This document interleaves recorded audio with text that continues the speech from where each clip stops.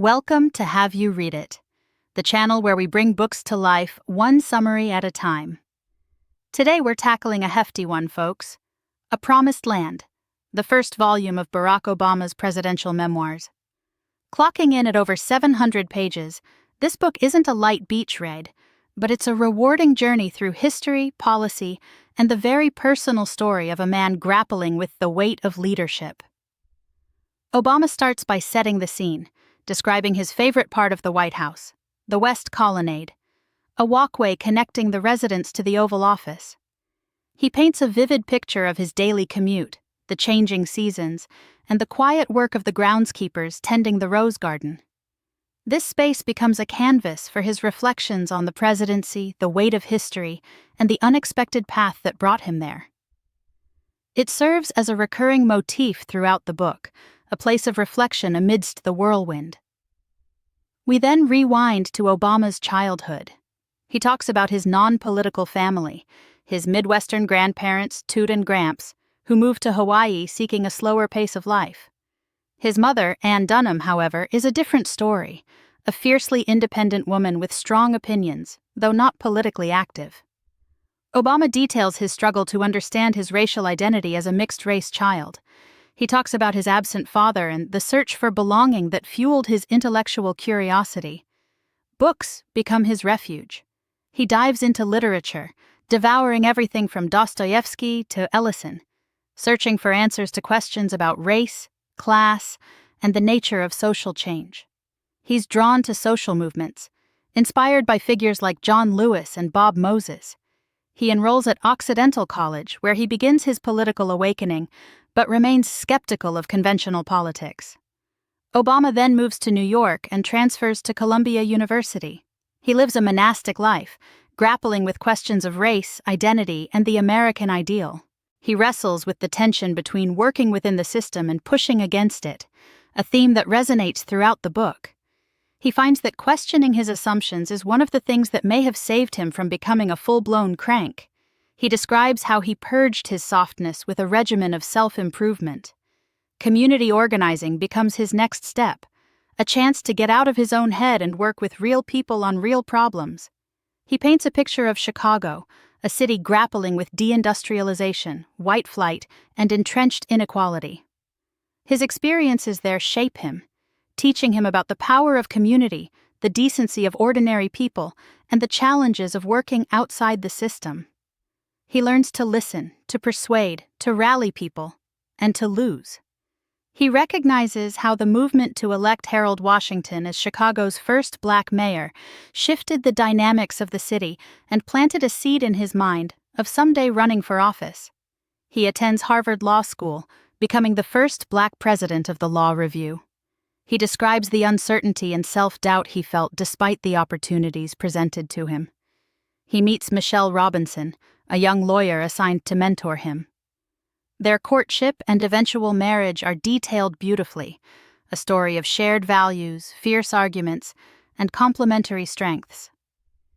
In 1995, a strange chain of events leads Obama to run for the Illinois State Senate.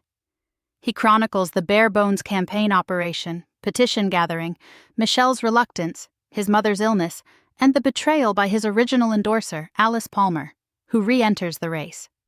He makes a pivotal decision to challenge Palmer's petitions, a move that sets the tone for his political career.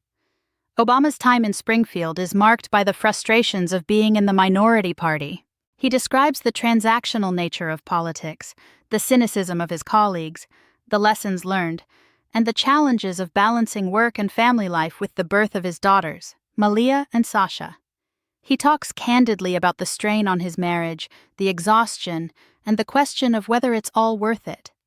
He makes what he calls a stupid decision to run for Congress in 2000, losing badly to Bobby Rush. The defeat leaves him questioning his motives and his future in politics. He attends the 2000 Democratic National Convention but feels more like a spectator than a participant. A few years later, after Democrats gain control of redistricting, Obama decides to run for re-election to the Illinois State Senate. He describes the shift in his priorities and renewed focus on family.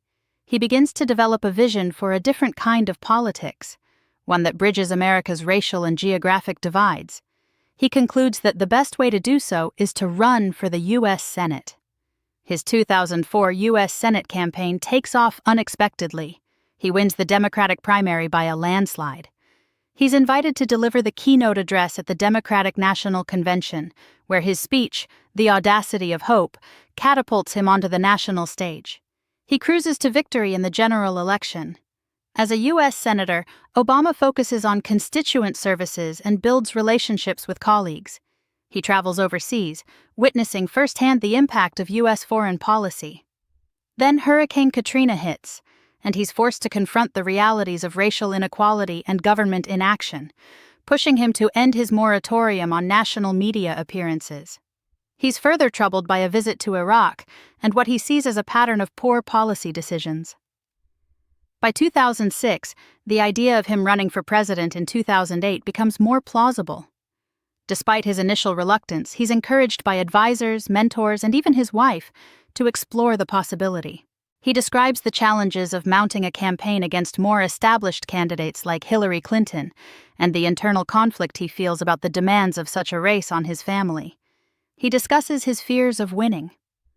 The 2008 presidential campaign is a roller coaster. Obama details his early struggles as a candidate, the gaffes, the challenges of primary debates, and his likable enough remark about Hillary at a New Hampshire debate. He describes Pluff's masterful campaign operation, the grassroots energy of his volunteers, the fundraising success, and the work of his Iowa team, led by Paul Tews. He talks about the importance of his early opposition to the Iraq War, his willingness to challenge conventional wisdom, and the evolution of his message. He acknowledges the absurdity of the situation. Fuck that. He recounts the unexpected turns and high-stakes moments of the campaign, from the tarmac incident with Hillary to the Reverend Wright controversy, and his A More Perfect Union speech on race, the bitter gaffe in San Francisco, the night of the Iowa caucuses, and his primary wins in South Carolina, Idaho, and other states. He's surprised by the media attention, the size of his rallies, and the pressure that comes with being seen as a symbol of hope. He's assigned Secret Service protection and given the code name Renegade. The prolonged primary battle against Hillary forces Obama to confront questions about his electability and the nature of modern politics. He talks about the difficulty of reconciling his desire for a more idealistic campaign with the need to win, the strains of his family life, the pressures of fundraising, and the anxieties he experiences on the night he wins the Democratic nomination. Unifying the party after a bruising primary fight becomes the first task. Obama describes the early outreach to Hillary, their first joint appearance, and the evolution of their relationship. He outlines his post-primary electoral strategy, Pluff's plan to broaden the map, and the decision to hold the convention's final night at Mile High Stadium. He considers John McCain's strengths as a candidate and the weaknesses of his campaign. The arrival of Sarah Palin as McCain's running mate rattles the race, but Obama remains confident that her inexperience will ultimately hurt McCain's chances. He discusses his efforts to use his time overseas to bolster his foreign policy credentials and address global anxieties about U.S. leadership. Obama describes the challenge of managing an increasingly large and complex campaign, the loss of anonymity, and his desire to protect his family from the pressures of the race. He's troubled by the negative media portrayal of Michelle. He chronicles the final weeks of the campaign, his grandmother Toot's death, and the quiet peace he feels on election night. Obama details his first visit to the Oval Office, the symbolism of the space, and the beginning of the presidential transition.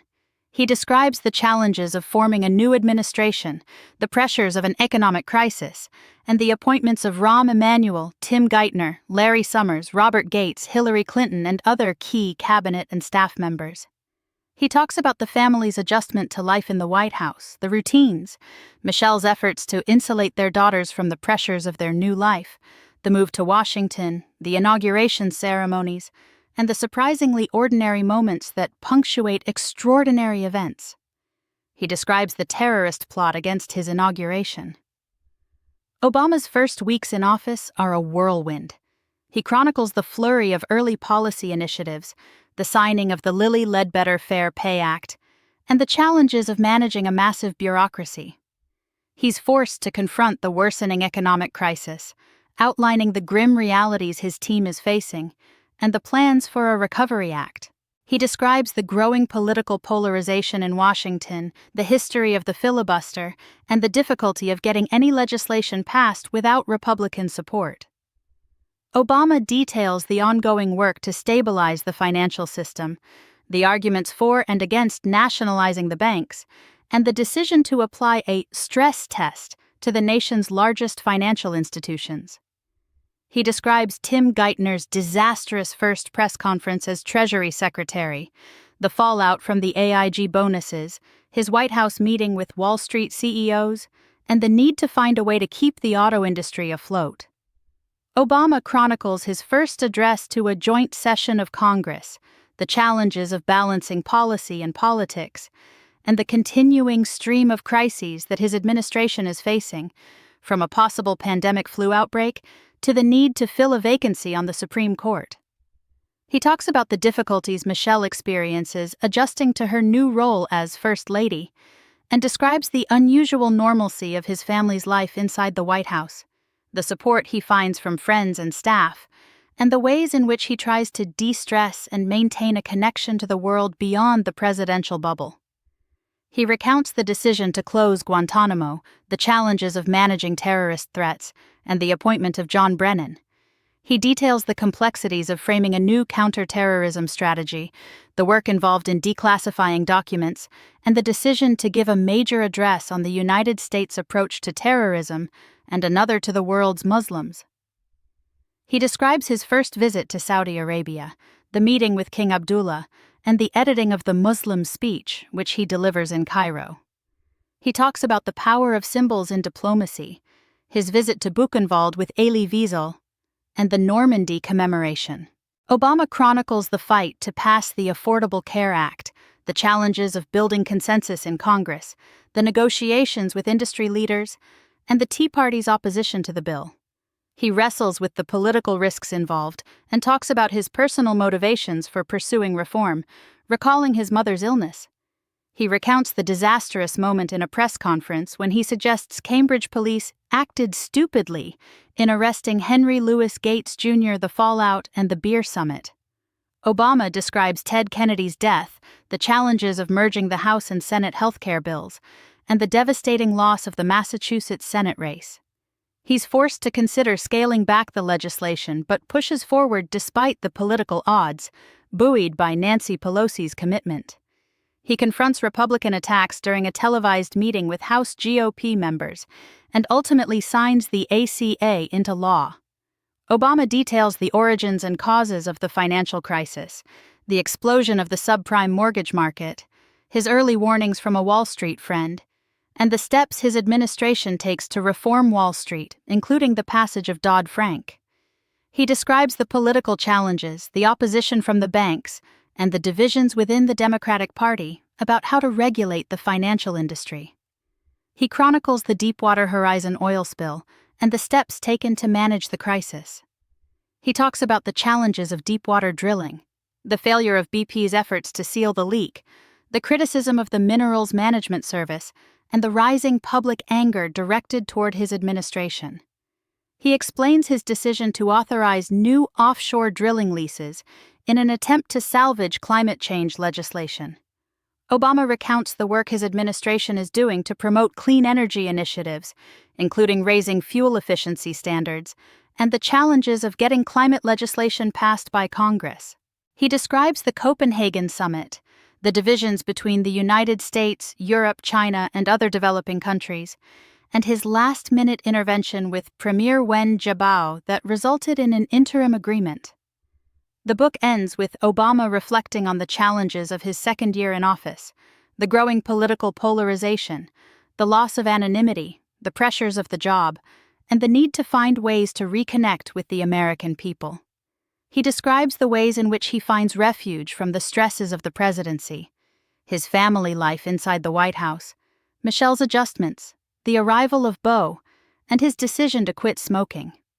He chronicles the firing of General Stanley McChrystal, the challenges of closing Guantanamo, and the 9/11 conspirator trial controversy.